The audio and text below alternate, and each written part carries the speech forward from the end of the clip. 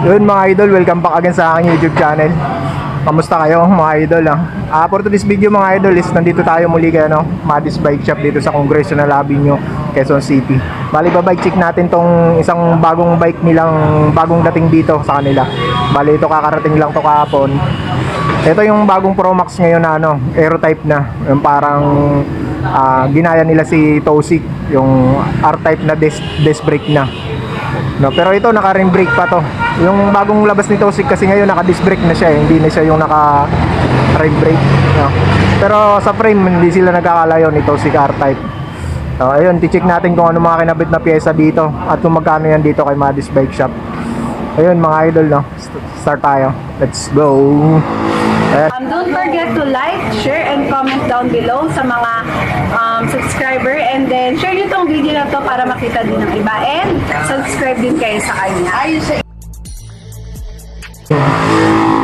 Ayan, ito marami namang available na size na. Hindi ko na babanggitin kung anong size nito, basta inquire na lang kayo dito sa size na fit sa height nyo. Ayun, tugma sa height nyo na size, no. Inquire na lang kayo dito kay Madis Bike Shop. Tapos sa color naman, maraming available na color yan. Yung pakita ko muna sa inyo yung mga kulay na available yan.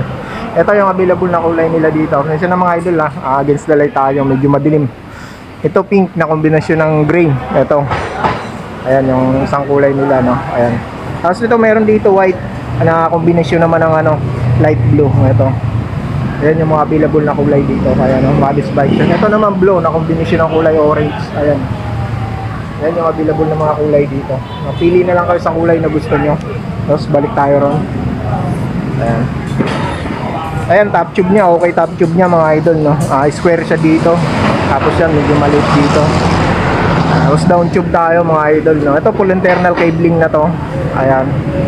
Aero type na syempre. Manipis na yung down tube niya. Triangular.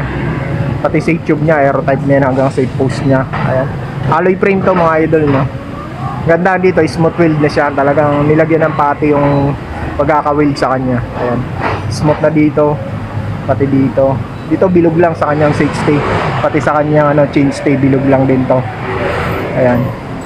Tapos dito, ayan, hindi yan smooth wheel. Lagi naman yan dito hindi smooth wheel. Tapos kagandahan dito mga idol, no, kasi naka-brace na yung FD niya. Ayan. Parang yung mga latest na labas na ngayon. Hindi ito head tube, yung head tube niya hindi tapered mga idol, no. Straight lang siya. Ayan, no. Yung tube niya straight lang.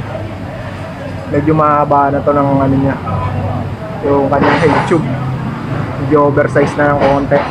Siguro mga haba nito mga nasa 100 to. 100 mm itong head tube niya. Tapos itong port niya, alloy na rin to. Ayan. Ang ganda rin ng port niya, quick release mga idol, no. Ayan. Tapos dito tayo sa kanyang stem. To alloy na rin tong stem niya. Pati itong drop bar niya, alloy na rin to.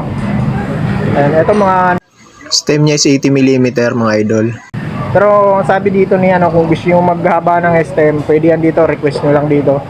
Halimbawa, hindi masyado mag-fit sa height nyo, request lang kayo dito kay Madis. Pwede nila palitan yan, yung stem na tutugma para sa inyo. Pwede nila palitan yan dito sa stem. Ayan. Tapos dito sa kanya aero type niya, seat post alloy niya yan. Syempre, saddle niya, ayan. Ganda rin ang saddle niya, kulay black. Ayan, no? Hindi ko alam anong brand tong saddle niya, wala siyang nakalagay. Pero yun yung iba yung kulay niya, unique yung kulay niya. Hindi kagaya ng mga saddle na mga nakikita natin mga sa niya, sa mga bike niya. Ito nag-iiba-iba yung kulay. Pag dinaanan mo siya, parang sumasabay yung niya. Sumasabay yung yung pagka-leather ng niya, kumikintab. Sa pedal naman, ito ang pedal niya. Pedal niya hard plastic to mga idol. Hard plastic. Ito nyo na lang to, upgrade nyo na lang to sa kanyang pedal. May reflector na siya pero plastic, hard plastic. Then mga idol, dito tayo sa ang ginamit na dito, FD L2R3, naka na siya, brace on. Tapos yung crank neto dito naka 2x alloy chainring yan mga idol. Chainring siya mga idol. Ayan, no. Ito mga 50-30 Porto. Wala siyang naka-indicate sa kanyang ano, kulay itim kasi yung chain ring niya mga idol, no. Meron man, di rin natin makita. Pero siguro mga 50-34 to. May cover din siyang plastic sa kanyang ano, chain ring. Ayan. Ito alloy na rin tong kanyang crank arm na 170mm. Ayan. Tapos square type to mga idol, no? Naka square type pa siya. Sa chain na ginamit, ano to, stocks ni Promax chain lang nakalagay. Ayan, pang 9 speed yan, 2x9 speed, no.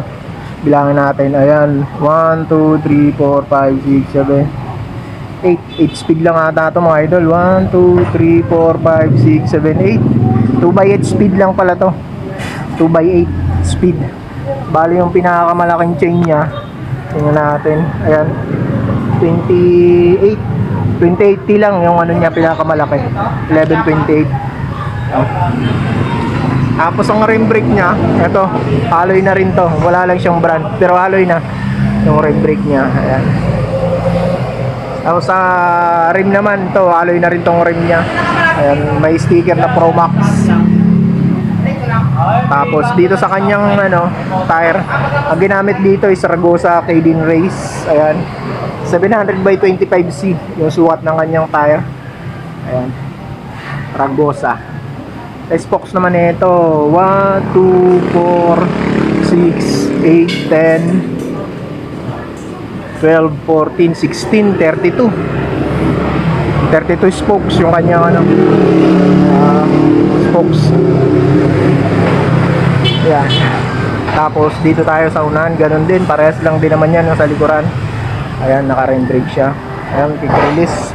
Sa kanyang STI L2R3.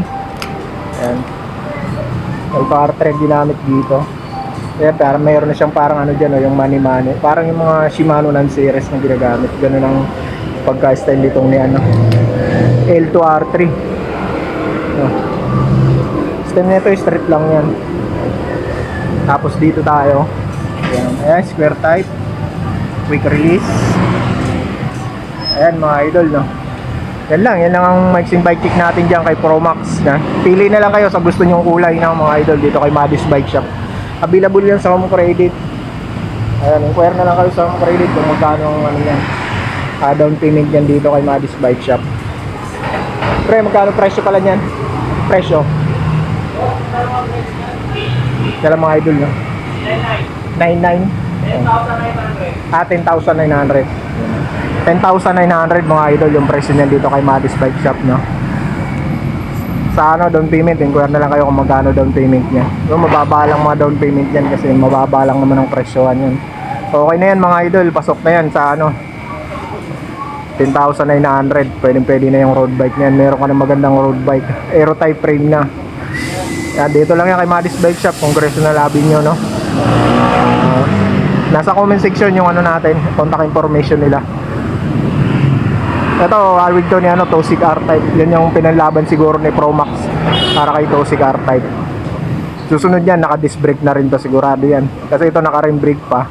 Meron naman kasing mga bit nila yung rim brake lang. Meron naman yung gusto nila disc brake. Ito sigurado maglalabas yan ng naka-disc brake sila. Abangan natin yan mga idol, no? So hanggang dito na lang mga idol. Ingat kayo palagi and God bless. Peace out.